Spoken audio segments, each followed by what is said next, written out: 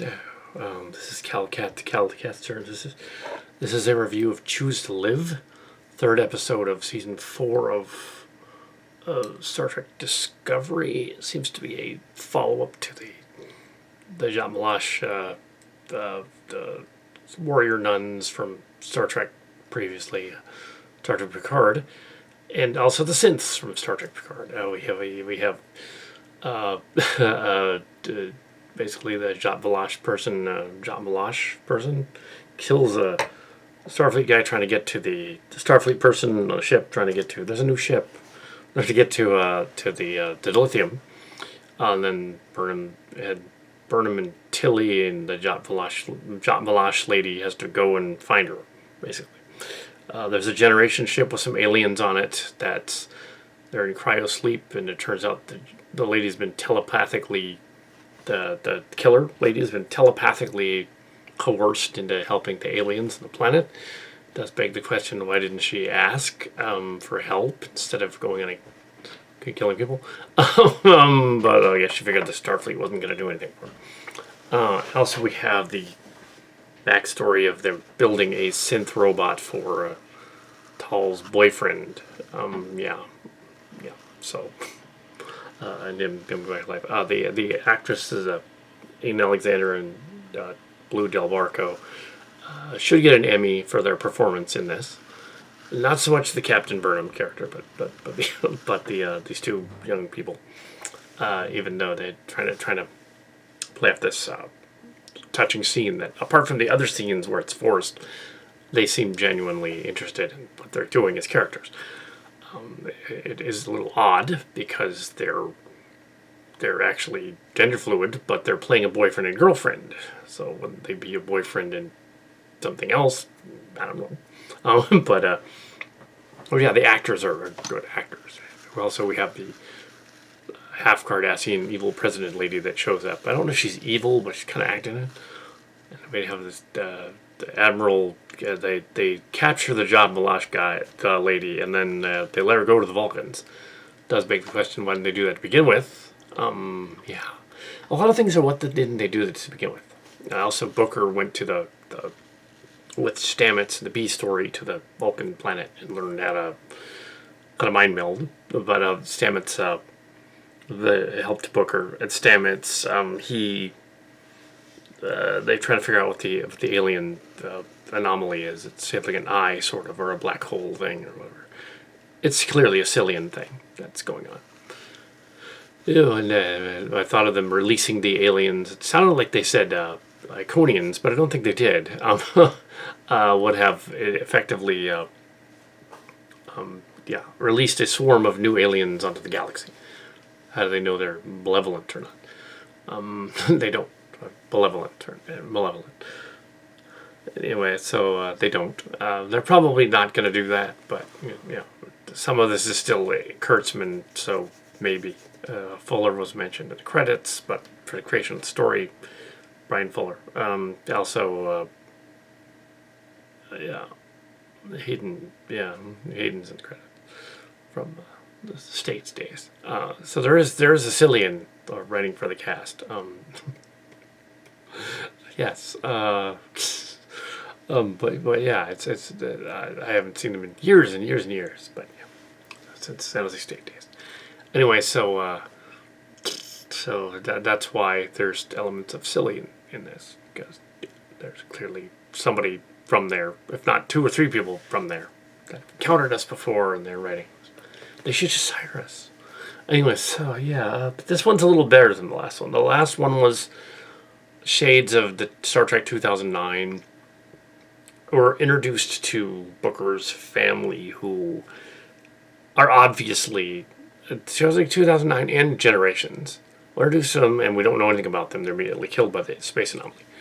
It's like, when they do that, that's kind of like, that's a cheat. It's like, it's the same idea about, like, in the previous presidential administration there, where the President Trump was bragging about having killed not ISIL leader that nobody heard about, and then saying, "Oh, he's way more dangerous than that previous ISIL leader that was killed previous presidency." It's like nobody's heard of him, so nobody cares because that's not impressive that you ordered that to happen with the army guys, because yeah, we don't know who that is. To which even the ISIL people said, "You killed your puppet. It wasn't even one of ours." It's kind of the same thing here with this other goofy thing. Yeah, and then if that's politics, yeah, taking credit for the wars that happened or didn't happen. The discovery elements in that are present in this, so it is relevant. They keep implying the new Starfleet in this time period is a little evil, a little darker than the other one. So they mentioned that the Burnham mentions that if the politics that the lady gets off on it, gets away with it, taken away to planet, then there won't be justice served to the lieutenant's family. Yeah, it's a little forced. Also we get to see Burnham's mother, the Red Angel character, who is also part of who is Denisova in the Silly Track, Strange New Worlds. So that's who that's supposed to be. It's the Red Angel. No, that's who that's supposed to be. Back in her timeline. So anyway, so not in this timeline though. In Discovery, it's somebody else.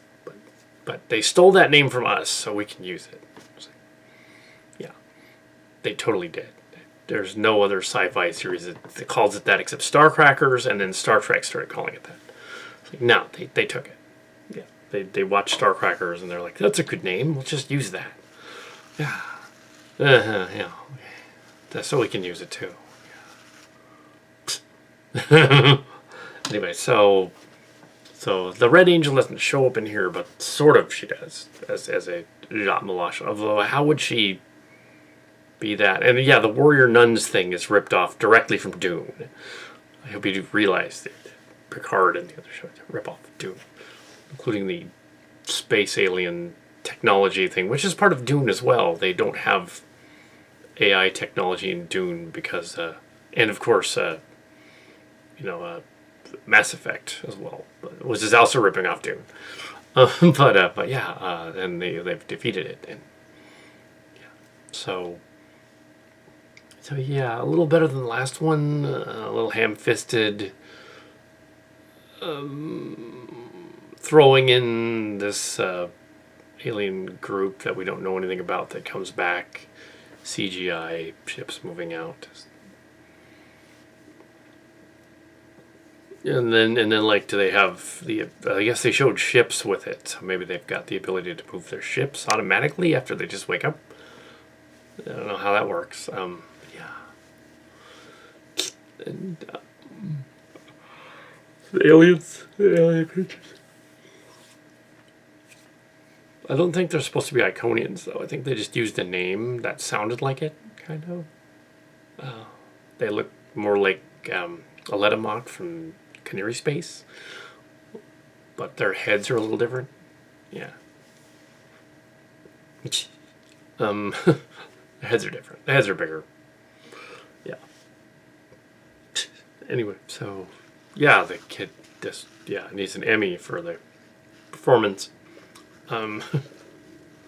Yeah, the actor is transgender fluid, but not the character. I guess the character isn't. She's playing is not. They're it's fine, I guess. Yeah. So yeah. For some reason, the thumbnail is the president lady who looks a lot like somebody from Jung Swan years ago, but it's not. It's Hope Winter. No, it's not. Anyway, so that's the end of that.